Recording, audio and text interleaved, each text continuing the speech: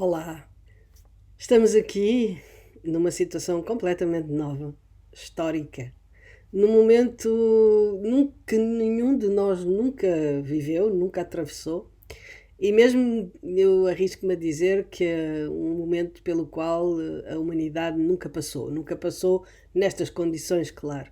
Evidentemente que já houve outras epidemias, outras catástrofes ao longo da longa história da humanidade, mas este é um momento que, pelas suas características, é realmente único e histórico. E acredito que haverá um antes e um depois. E justamente acho que temos todos uma responsabilidade em que esse depois seja melhor do que o antes. E é por isso que pensei que talvez pudesse partilhar consigo 5 pontos que neste momento nos permitem tirar o melhor partido possível desta situação tão difícil para que a possamos juntos transformar numa lição de vida e numa possível transformação.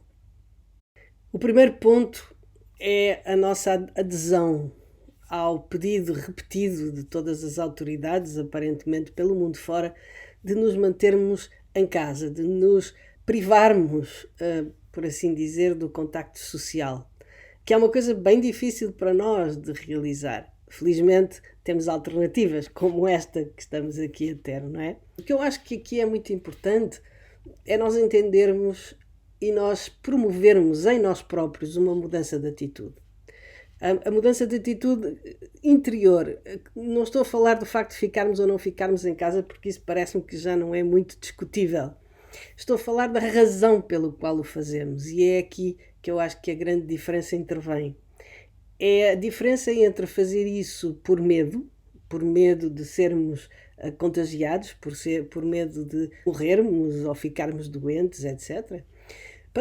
Passar disso para a atitude de o fazer por atenção aos outros.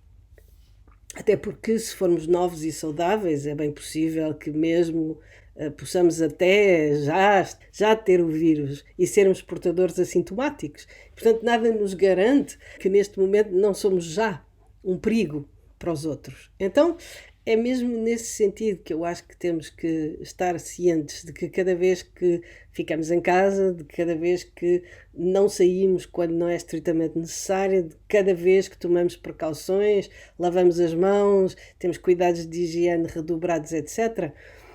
Tentar não o fazer por medo, mas tentar de cada vez fazê-lo pensando nos outros. E podemos começar por pensar naqueles que nos são mais próximos e que nós queremos proteger.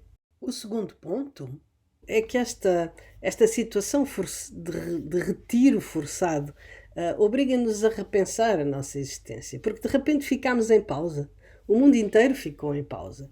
E nesta pausa, de repente, também temos muito tempo. O que vamos fazer com esse tempo? Se estivermos sozinhos, podemos nos conectar com os outros e sentimos essa necessidade. E essa é bem a prova de que na nossa vida, enquanto seres humanos, a grande prioridade, na verdade, não é o dinheiro, não é o trabalho, não é, é a conexão. Somos nós e os outros. É ter com quem partilhar os bons e os maus momentos da vida. E é o que está a acontecer. Quem está sozinho em casa procura conectar-se com os amigos através do telefone, do WhatsApp, da videoconferência e, pela primeira vez na história da humanidade, temos essa possibilidade. Temos inúmeras possibilidades. Então, vamos aproveitar para perceber o que é realmente importante. Então, aproveite o tempo que de repente lhe é dado para fazer tudo aquilo que normalmente não tem tempo para fazer, inclusive refletir sobre as suas próprias prioridades. O terceiro ponto é tentar viver no presente. No momento em que o nosso mundo está verdadeiramente pernas para o ar, surgem também, claro, muitas incertezas. Nós não sabemos o que vai ser amanhã, a semana que vem, daqui a um mês, etc. E muitas incertezas e muitas angústias também podem surgir. Por isso, um conselho que eu lhe dou é: não pense muito para a frente.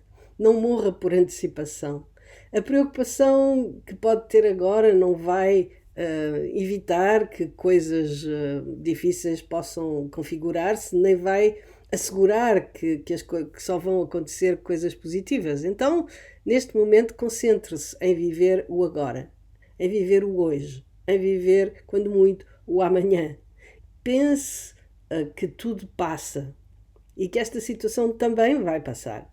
E que quando e se os cenários tenebrosos que às vezes nós podemos fazer na nossa cabeça se apresentarem, primeiro, provavelmente nunca serão tão maus como aquilo que nós estamos a projetar neste momento, e dois, na altura, logo se verá.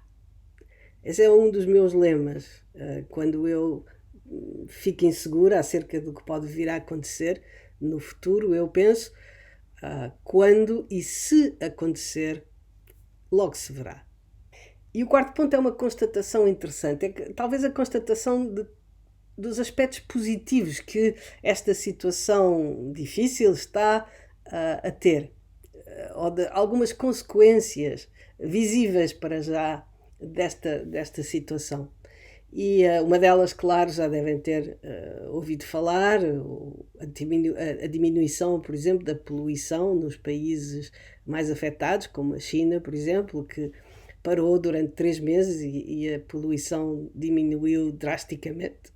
Mas há uma outra constatação que é de veras interessante, a forma como tudo isto nos está a unir. E nos está a unir de uma maneira inédita.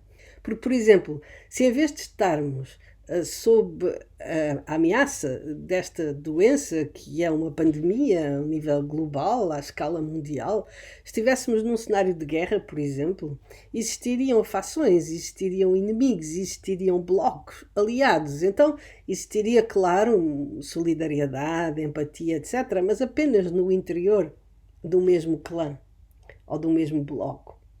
E haveria os inimigos e, portanto, estaríamos exatamente na mesma situação como sempre, teríamos amigos e inimigos. Ora, neste caso, a situação é completamente diferente, porque o inimigo, entre aspas, não é? O inimigo contra o qual todos estamos a lutar é um inimigo comum, o que faz de nós amigos uns dos outros. E, portanto, a solidariedade que pode existir numa situação como esta é francamente superior, é francamente mais universal, é francamente mais imparcial do que em qualquer outro cenário possível. E o quinto ponto se prende com o quarto, que é talvez esta situação inédita, e se nós, enquanto humanidade, conseguirmos dar as mãos, trabalhar em conjunto, eliminar as diferenças e vermos-nos uns nos outros na nossa humanidade. Quem sabe, talvez saiamos desta situação para um mundo melhor, para um mundo com um paradigma diferente, que em vez de ser o paradigma da competição e da rivalidade, possa ser o paradigma da cooperação, da empatia e da solidariedade. E o meu último desejo é: fique bem, proteja-se para proteger os outros, não ceda ao pânico nem ao medo, tente fazer tudo aquilo que é pedido e recomendado para a proteção de todos nós, a partir de um sentimento de solidariedade e de amor e de carinho uns para com os outros. Afinal, somos todos seres humanos, vivemos no mesmo planeta, temos tudo em comum e tão pouca coisa que nos separa. E mesmo essa, neste momento, passa para segundo plano. Fique bem, fique em casa.